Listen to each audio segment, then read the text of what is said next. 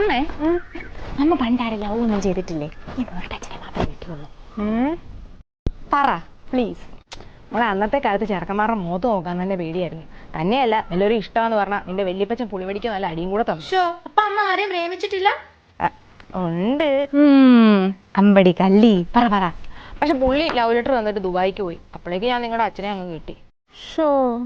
അമ്മ ആ ചേട്ടനെ കെട്ടിയിരുന്നെങ്കിൽ കുറച്ചുകൂടെ അടിപൊളിയായേനെ നമ്മുടെ ലൈഫല്ലേ. അച്ഛനല്ലാത്ത ആ പുള്ളിക്കാരി അങ്ങ് കിട്ടിയാൽ പോരായിരുന്നു. ഈ അമ്മയെ കിട്ടിയത് മോളെ പുള്ളിക്കാരിക്ക് പെട്ടെന്ന് വീട്ടിൽ വന്ന് പെണ്ണി ചോദിക്കണം. അച്ഛൻ എങ്ങനെ പറ്റുമോ? പെങ്ങന്മാരെ നിൽക്കൂലേ, അവരെ കെട്ടിക്കാൻ നോക്കുന്നതിന് പുള്ളിക്കാരി വേറെ കെട്ടിപ്പോയി. അച്ഛൻ ആ ആന്റിയെ കെട്ടിയിരുന്നെങ്കിൽ അടിപൊളിയായേനെ നമ്മുടെ ലൈഫല്ലേ. പറഞ്ഞ ഒരു അനുസരണയില്ല. ഏതാണ് ഇവിടെ കെട്ടാൻ തോന്നിയത്? എന്റെ ആണല്ലോ കുഴപ്പം, ഞാനാണല്ലോ കുറ്റക്കാരി. അത് ഞാനല്ല പറയണ്ടേ, സുന്ദരി പെങ്കൊച്ചിനെ വേണ്ടെന്ന് വെച്ചിട്ടാ നിന്നെ തലയെടുത്ത് വെച്ചേ. അയ്യോ എനിക്കുണ്ടായിരുന്നു കിളി പോലത്തെ ഒരു ചെറുക്കൻ. അങ്ങനെ കെട്ടിയാ മതിയായിരുന്നു. വീട്ടിൽ പോയി വീട്ടിൽ അച്ഛാ അമ്മേ ഈ അവസരത്തിൽ പറയാൻ പാടുണ്ടോന്നൊന്നും അറിയത്തില്ല. എനിക്കൊരാളെ ഇഷ്ടമാണ്. ഇഷ്ടപ്പെട്ട ആളെ കല്യാണം കഴിച്ചില്ലെങ്കിൽ നിങ്ങളിങ്ങനെ വഴക്കിടുന്ന പോലെ ഞാനും വഴക്കിട്ട് ഇവിടെ വന്ന് നിൽക്കേണ്ടി വരത്തില്ലേ?